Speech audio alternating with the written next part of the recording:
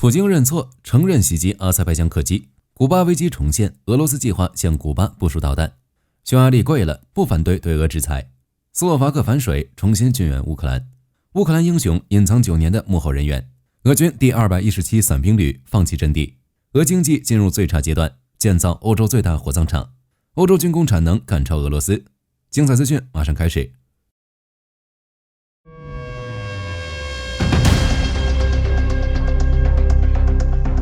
普京与阿里耶夫在塔吉克斯坦首都杜尚别举行会谈时，承认俄罗斯导弹袭击阿塞拜疆客机，对此表示哀悼，还向阿里耶夫道歉，强调愿意赔偿。放在以前这是不可能的，俄罗斯这是吃药了。在会谈时，普京的确是认错了，但是将空难的责任推到了乌克兰身上。按照普京的说法，经过我们仔细的调查，飞机坠毁的原因已经查明白了。事故发生当天，俄罗斯正在追踪3架越过俄罗斯边境的乌克兰无人机。俄罗斯防空系统发射的导弹并没有直接击中阿塞拜疆飞机，而是在几米之外爆炸，飞机很可能是被爆炸碎片击中。这次空难事件的发展极其曲折。2024年12月25日，阿塞拜疆一架客机从巴库飞往俄罗斯的格罗斯尼，途中却遭到俄军防空导弹的袭击。事件发生后，俄罗斯还是老样子，不是我干的，普京也没有承认责任。不过是谁的原因，火力军用脚想都知道。阿里耶夫批评莫斯科试图掩盖此事，这件事成为阿塞拜疆与俄罗斯闹掰的引子。在2025年7月，双方关系彻底恶化。说实在的，一次空难事件，俄罗斯从2024年12月调查到4年10月，明显不可能。火力军有理由怀疑，普京很早就知道结果，但不想承认。结果在10月份，俄罗斯主动向阿塞拜疆道歉。之所以出现这种情况，与俄罗斯当前的困境有关。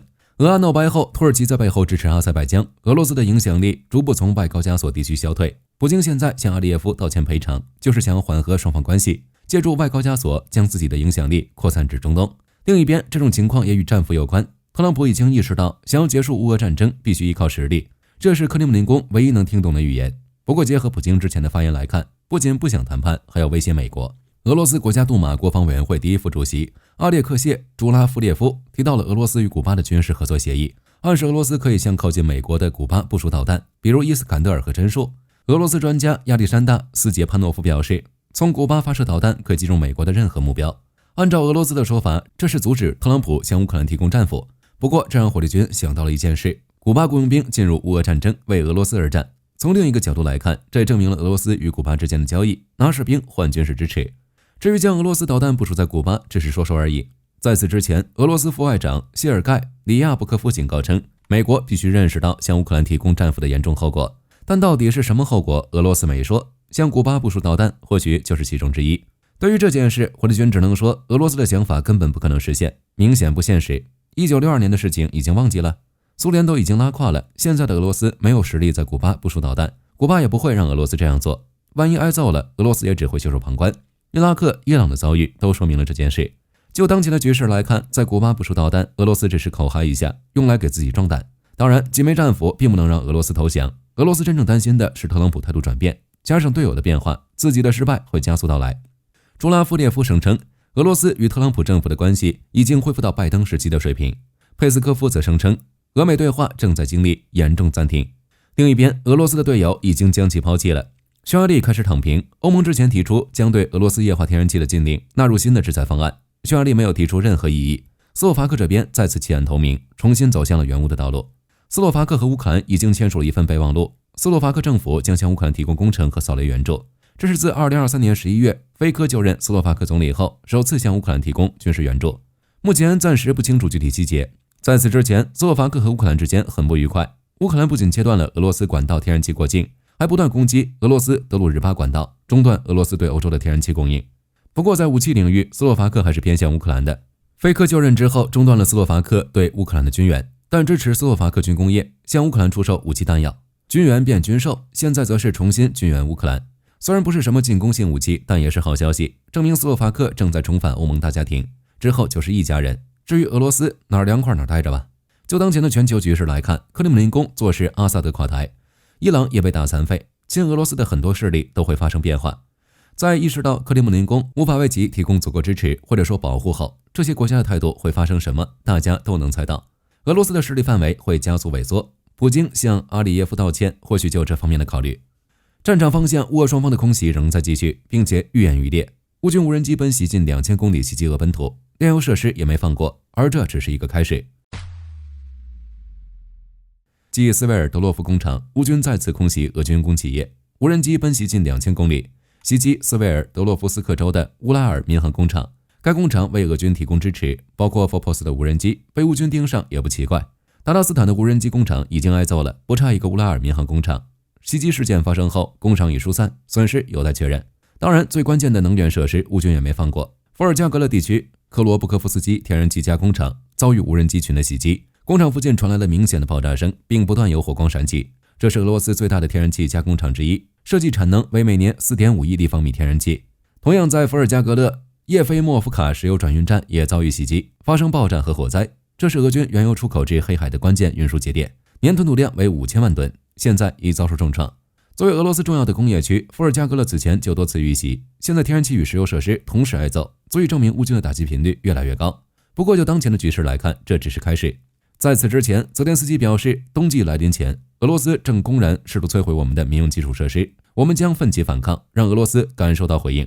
从最新的情况来看，敖德萨、基辅等地都发生了这种事。在10月9日的袭击中，整个基辅左岸以及其他几个社区都停电了，敖德萨州约有3万用户断电。接下来，乌克兰将对俄罗斯进行对等打击，并且手段更多。在乌克兰这边，虽然还没有战俘，但之前研发的一大堆国产武器已经用上了。泽连斯基之前就表示，乌军同时发射了长海王星和火烈鸟导弹，虽然没有透露具体的导弹数量，但俄罗斯已经承认乌克兰使用火烈鸟导弹袭击其境内目标。可以预见的是，除了摧毁俄炼油厂、油库、无人机工厂之外，俄罗斯的发电厂等基础设施也将成为重点打击对象。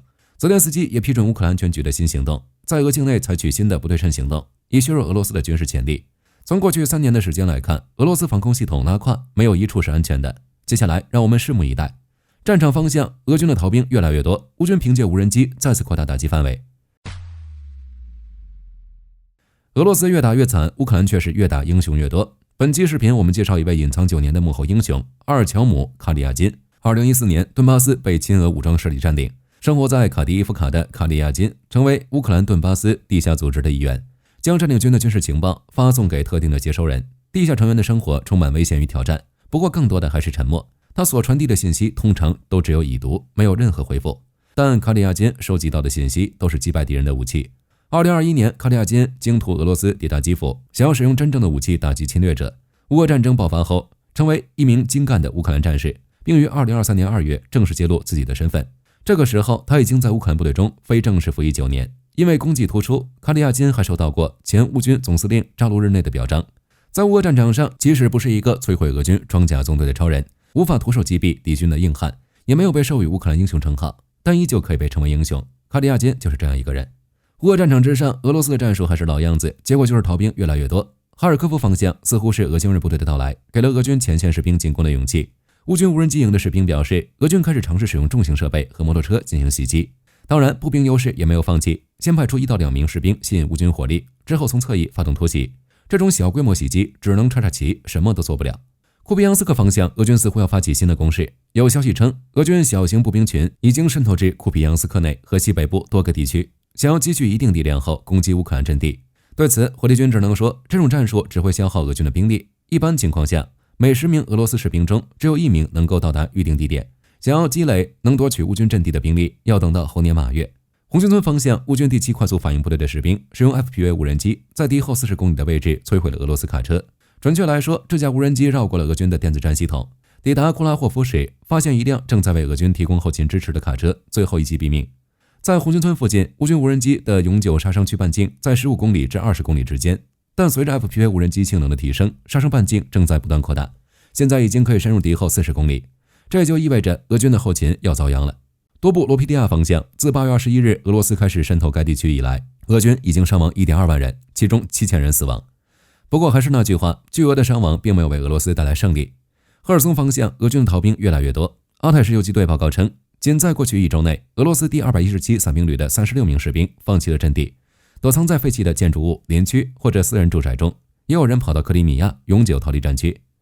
这证明了一件事，俄军士气愈发低迷，推进的可能越来越小。为了阻止逃兵，俄罗斯还组建了一支机动小组追捕这些人。只是这些镇压手段非但不会解决逃兵问题，还会加剧恐慌，坚定士兵不再返回前线的决心。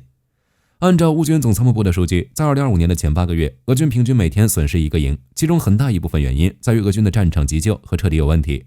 至于俄军士兵都没有掌握基本的急救常识，而且俄军在撤退时，伤兵不在考虑范围内。在乌俄战场之上，甚至还出现了俄军伤员拥抱乌克兰无人机的事情，伤亡太过严重，俄罗斯就要招募炮灰。目前，俄罗斯偏远地区的人口正在迅速减少，比如巴什科尔托斯坦共和国，自2022年战争爆发至今，该地区的比尔斯克市人口已减少了近2000人。公开数据显示，该市有3人死在阿富汗，4人死在车臣，188人死在乌克兰。注意，这还仅仅是公开数据，不包括失踪人数。按照俄罗斯国防部的规矩，失踪人数不用发阵亡抚恤金。各位觉得里面有多少猫腻？也正是因为在乌克兰的损失，俄罗斯正在建造欧洲最大的火葬场。莫斯科时报报道称，圣彼得堡火葬场即将成为欧洲最大的火葬场。该项目耗资2.07亿卢布，计划在安装6台捷克 Turbo 火葬炉，之后火葬炉总数将达到20台，每天最多可以火化240具遗体。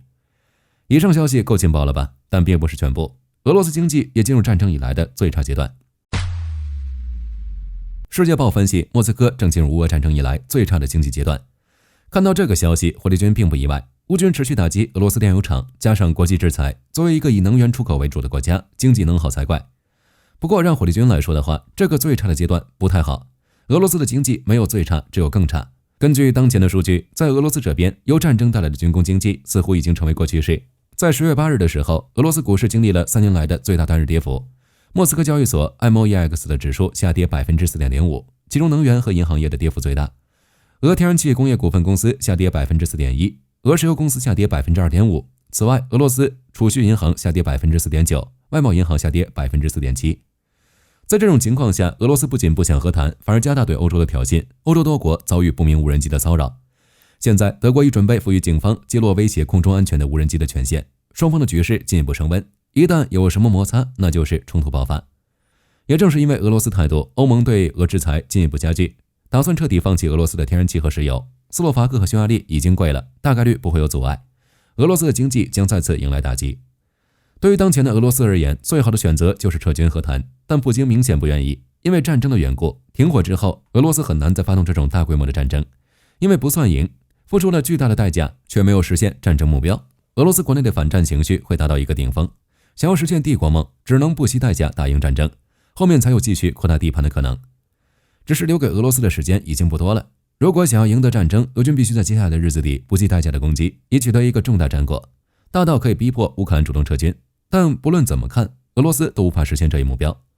在乌军不断袭击俄本土设施，实施不对称打击的当下，只要乌军能顶住前线攻势，俄罗斯失败只是时间问题。